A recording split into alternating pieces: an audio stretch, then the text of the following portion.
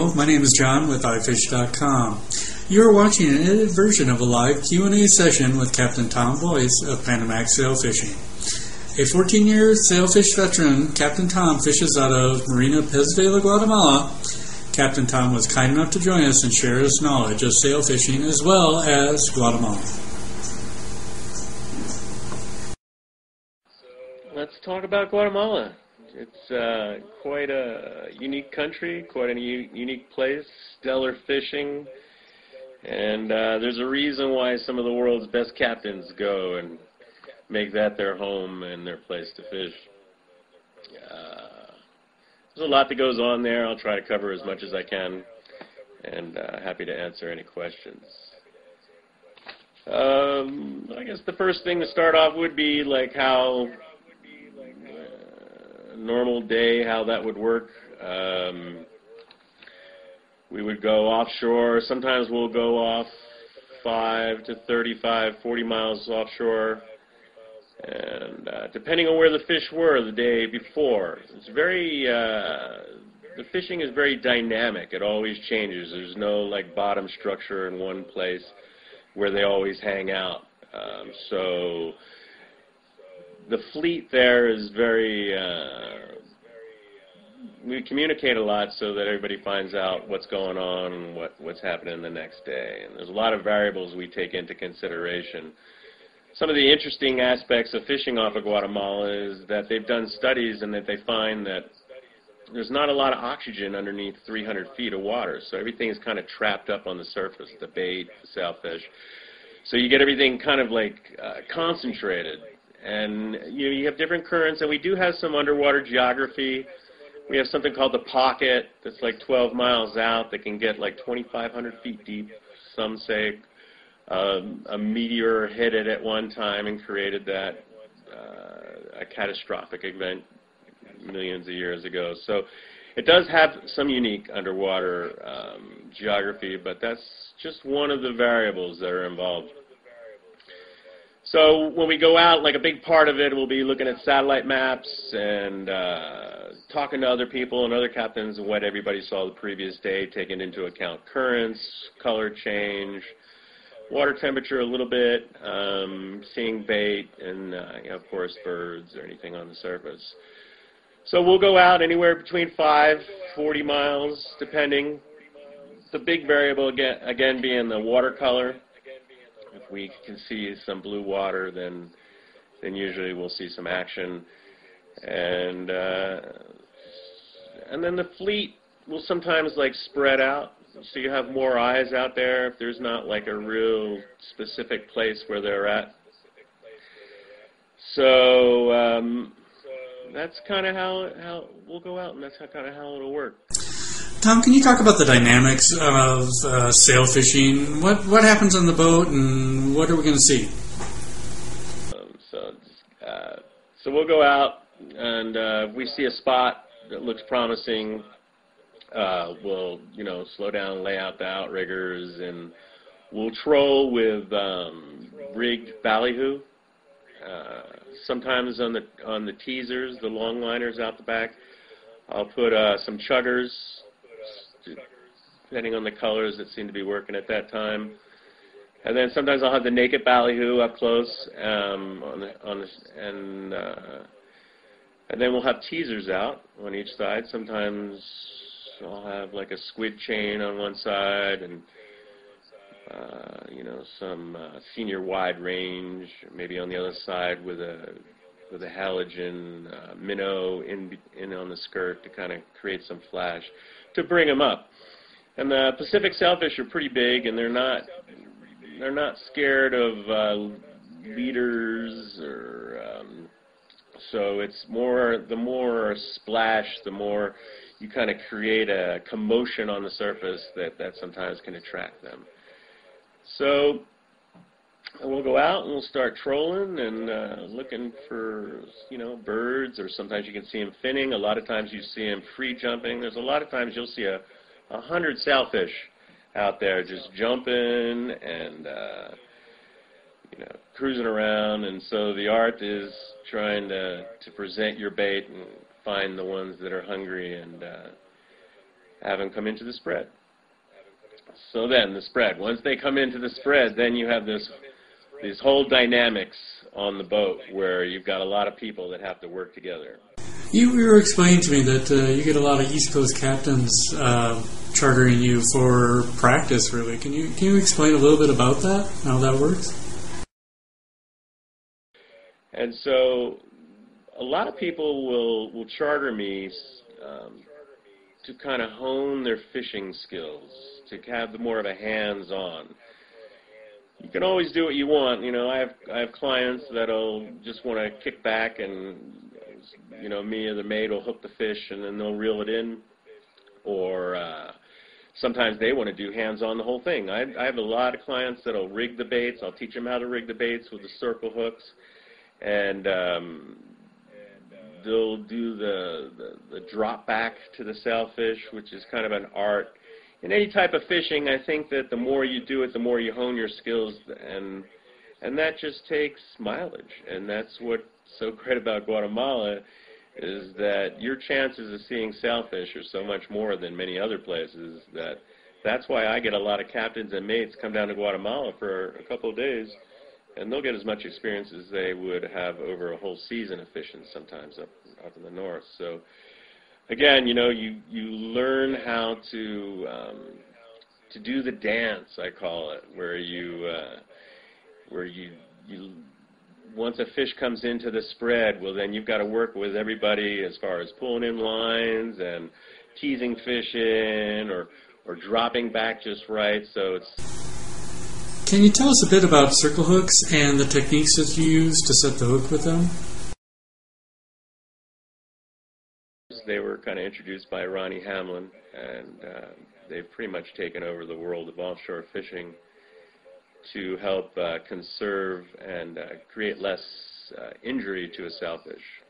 And I'm sure you're all familiar with how a circle hook works, but as the drop back works with us is that if a sailfish comes into the spread and he sees a ballyhoo, and what you want to do is you want to fight that sympathetic nervous system that tells you as soon as he gets it into his mouth to yank. It's just the opposite. You just got to have to kind of calm down, and then what you do is you wait until he kind of comes up to it and gets his mouth right on it, and then boom, and he'll take it, and then he'll kind of go, and you free spool. So you allow the line to go out so he doesn't feel any tension. And as he's swallowing the bait, you want it to get into his stomach. So you're going to count to like 4 or 5, and that's sometimes the hardest thing to do because we all have that knee-jerk reaction to want to like set the hook, but you can't. And so you just kind of relax, count to 5, let him take it, let that bait get into his stomach, and then on your reel, you'll push the strike, push it up the strike, and you'll just kind of reel normally and lift up the rod tip just a little bit. And in theory, the circle hook will come out, and just as it comes across his mouth, will engage into the side of his mouth, and there's a clean hookup, and then the fight's on. It sounds easy, but once you get there and that adrenaline's pumping, sometimes it tends to be a little bit difficult. But hey, with a little bit of mileage, you know, you start to get into the groove, and it just becomes reaction, and that's the key. The more you do it, the more it becomes reaction, and that's why people just keep coming back. So that's kind of how basically it works with the conventional style fishing with the ballyhoo. Let's talk a little bit about fly fishing. This works a little bit differently than conventional techniques. Could you explain a bit how this works and what happens? Yeah, I was just getting to that. So the fly fishing is obviously a different technique, and what we'll do is we'll lay out teasers only, hookless teasers out the back of the boat. And so we're enticing a sailfish to come into the spread.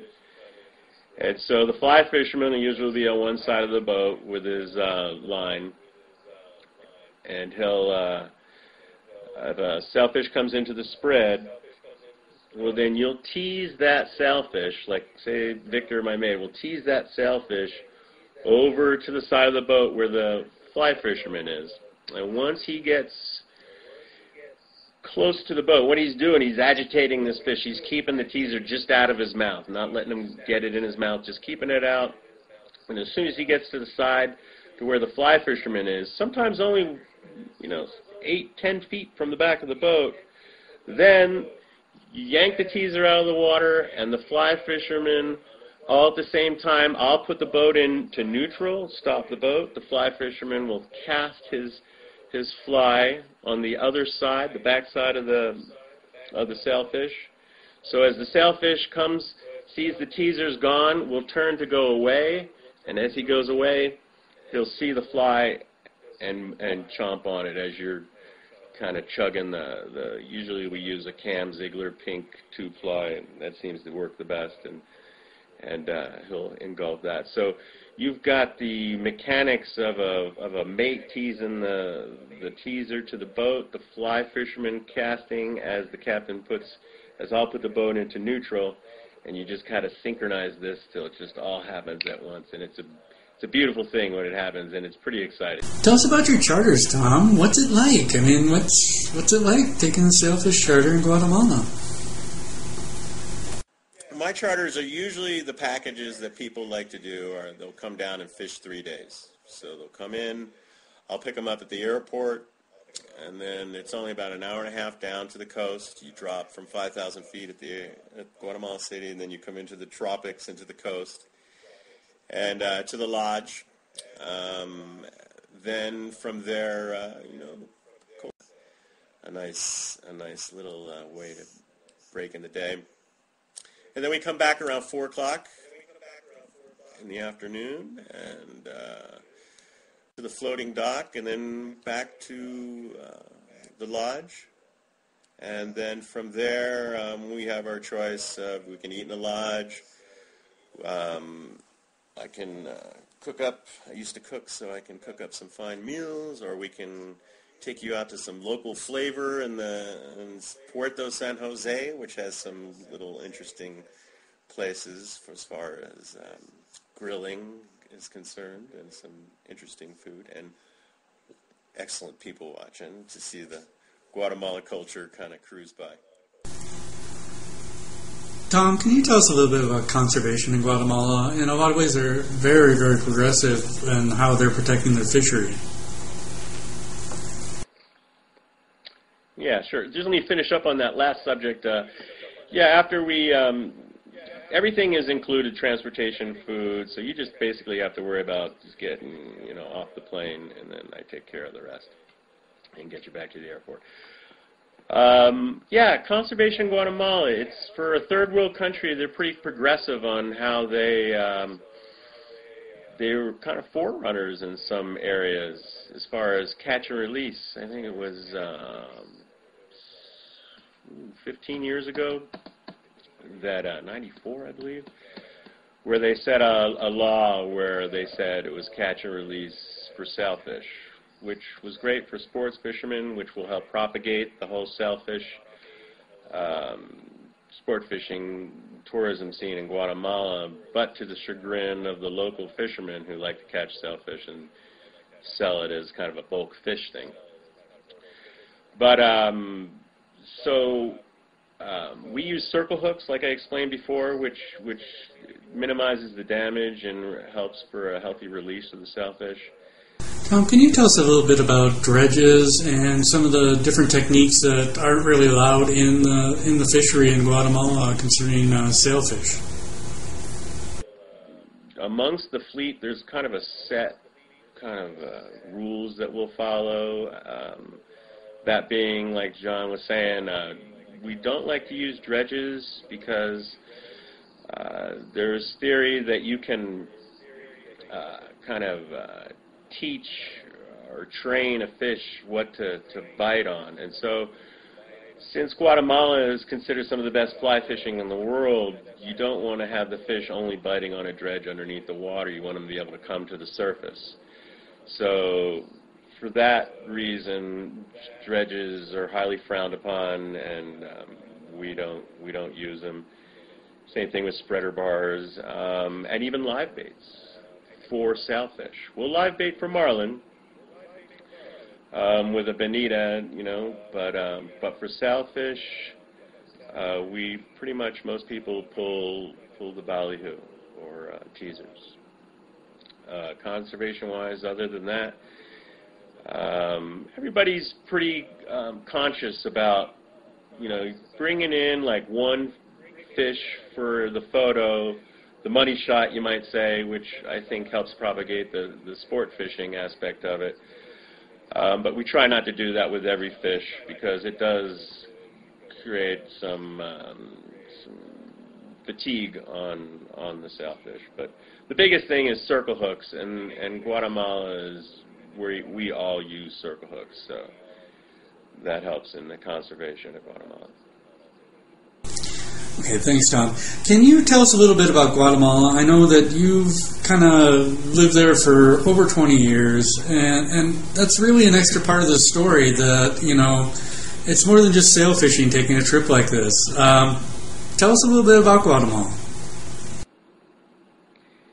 Yeah, Guatemala is a pretty unique place. It's got a lot of things going for it. It's kind of under the radar as far as destination places to go travel. But it really has some incredible world-class things going for it. The lake that John and I live on is considered one of the most beautiful lakes in the world, Lake Atitlan, surrounded by volcanoes, 1,000-foot deep lake. It's just stunning. The whole country has this big backbone that runs through it, just with live volcanoes, and then it drops down to the coast. You've got this incredible Mayan culture, living Mayan culture that's, you're seeing ladies walking around with shirts that's taken them 3 months to weave on a hip strap loom so that it will distinguish who they are within their little community. Very traditional, very unique. Not many places left in the world that retain this level of tradition. It's a beautiful thing to see and be a part of. That's why if you do come down to Guatemala and do some fishing, try to carve out a little chunk to go up and into the highlands a little bit and taste a little bit of the culture. I said before, the volcanoes, there's some live volcanoes you can climb, not actually far. A lot of my clients will go and they'll take an extra kind of day, and I'll take them up and we'll climb a volcano called Pacaya, which will have lava coming down, and it's just stunning. Sometimes some folks say that's almost like the highlight of their trip, just being so close to the lava. But yeah, Guatemala has a lot to offer. The people are really, they're not as machismo as some places, like in Mexico. They're very friendly and very colorful, and yeah, just a very unique country. Can you talk a little bit about security, Tom? Guatemala doesn't have necessarily the best reputation concerning that. Have you or anybody on a trip of yours ever had any trouble? And just generally tell me what you think about that, please. Fortunately, it gets a little hit over the head a little bit as far as its security issues. And yes, you have the issues with the drug transportation that comes through Guatemala, but that doesn't come anywhere near us where we're fishing. That's more up in the highlands in the jungle, and so we've never had any problem. And so if you've ever talked to somebody who's actually been to Guatemala and what they thought about it, it's a worthy to talk to them as opposed to sometimes of what you're gleaning off of what people think from the internet. But I'm happy to answer any questions and concerns if anybody has. I've been down there for 23 years, so yes, it's quite the place, and I'll always be down there. Okay, thank you, Tom. We've been speaking with Captain Tom Boice, a sailfish captain out of Marina Pez Vela, Guatemala. You can reach Tom at Tom Boice at yahoo.com. That's TOMBOICE at yahoo.com if you want to send him an email. Or you can phone him at 00 country code 011-502-5797-6826. That's 001-502-5797-6826. 5797-6826. You can also visit his website at Guatemala-sailfishing-vacations-charters.com. If you'd like to learn more about sail fishing, you can contact Captain Tom, or you can also visit the iFished website at iFished.com/articles/sailfishing-Guatemala. We have a couple of interviews with Tom. You can learn a lot more about sail fishing as well. Again, thank you for joining us, and have a good night.